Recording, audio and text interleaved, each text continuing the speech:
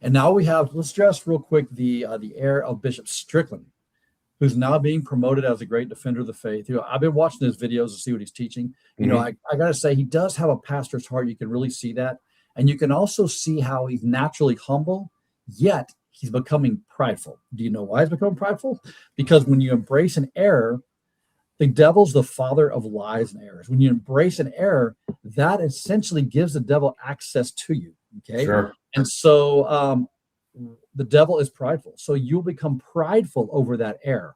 And you can see that in Bishop Strickland. He's becoming, even though he's naturally humble, it seems like, he's becoming prideful because of the errors he's embraced. So what are the errors? Here's the errors he's embraced. Here's Strickland's error, which is everywhere. It's not just Strickland, Scott Hahn's error too. It's this. It's that there is, in Pius XII condemned this error in Mystique Pluribus Christi, number 65, other places in Strickland, number 65, also in Humani Generis. Strickland says he likes the word mystical body of Christ to refer to the church, but he understands mystical body of Christ as a spiritual body of all those who are united to the heart of Jesus, all those who have charity, okay? Yeah. And he distinguishes that from the juridical church, which is the church of the Pope and bishops, all the dioceses. Pius XII explicitly condemned that error in number 65 of Mystique Pluribus Christi. That's called the Church of Charity. Yeah. What they call it the Church of Charity, they refer to it as the mystical body of Christ. Well, Pius XII said it's no. The juridical entity and the spiritual gifts is one church. It's one church together. The mystical body of Christ, he said, refers to the Roman Catholic Church, the visible society that has the invisible spiritual gifts.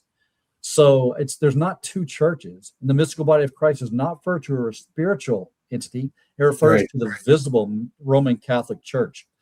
But and so Bishop Strickland, he was asked, Matt Gasper, who I like, asked him about the society. He said, society part of the Catholic Church. This is what Bishop Strickland said.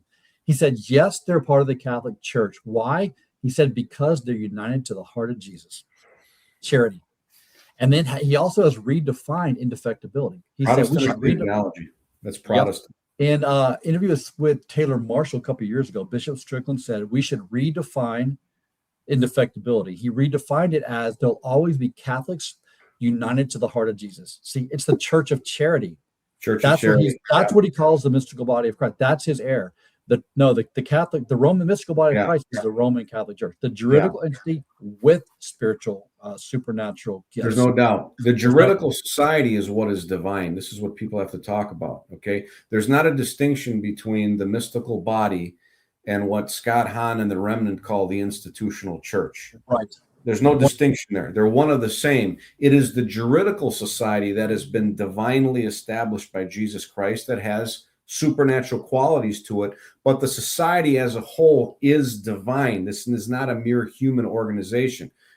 Of course, it's constituted by human beings, of course, but it's a divine institution by Christ, and you can't separate the two and say, well, we're just the Church of Charity because we have the true faith and we have the bond of charity, and we can disregard the institutional church, which, by the way, is the Pope and the bishops.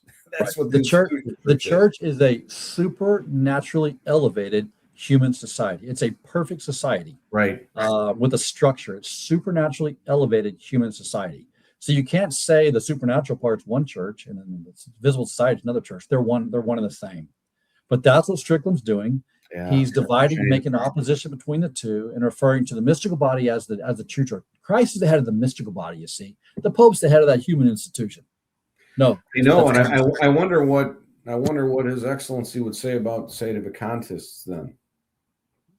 He's probably braced it, just doesn't want to come out to say it. Yeah, but I mean, the same logic would follow, right? They're saying the TLM, they're evidently preaching the true faith.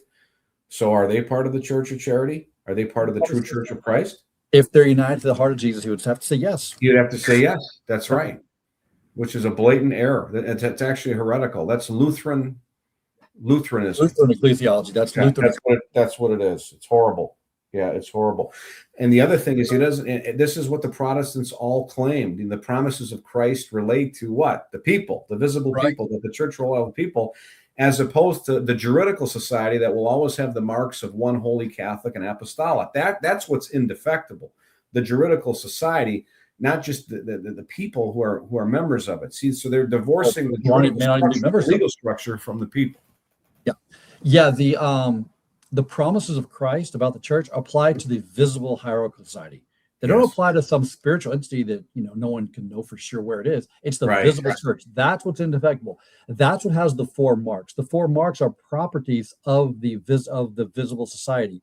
They identify as the true church. The clearest way they do so is apostolic succession. You have the body of bishops in union with the Pope. That's the apostolic government.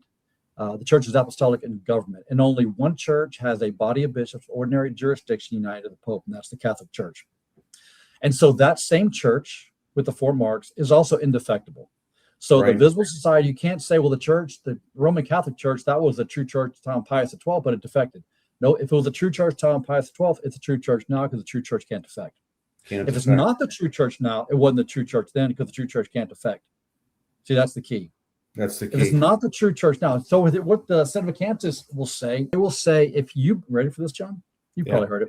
If you believe that the conciliar church, the universal church based in Rome, consisting of the local church of Rome, the diocese union with it, if you think that's the true church, they say you believe the church can defect. See how warped their reasoning is? Yeah. Because they believe it's defected, and they think the church can't defect, so they can't be the true church. Well, then if it's not the true church now, it wasn't a true church time of Pius XII. The truth is that it hasn't defected. It's still the true church. It's just going through a passion, and they've left the church, and they now spend their days attacking the church. Yeah.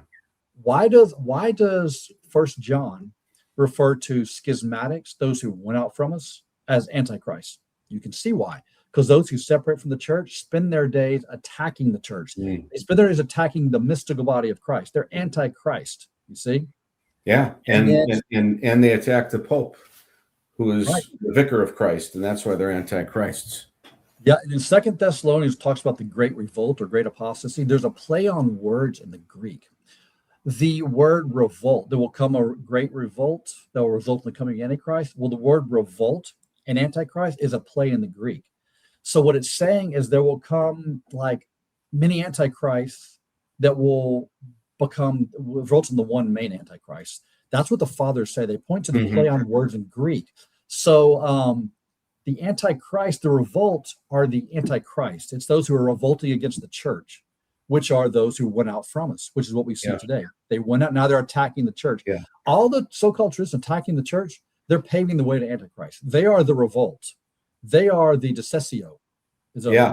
Right, in Latin, which is interesting why St. Jerome chooses that word to interpret Paul's use of in the English apostasy. It would be used, but as we've pointed out, the Latin would have used apostasia, but it doesn't. He used decessio, which is a revolt. Probably because the Greek word apostasia probably didn't have the same meaning that apostate does today, like in the English. It probably meant something more like a revolt. So I think that's right. Yeah, that's why it translated revolt. Yeah.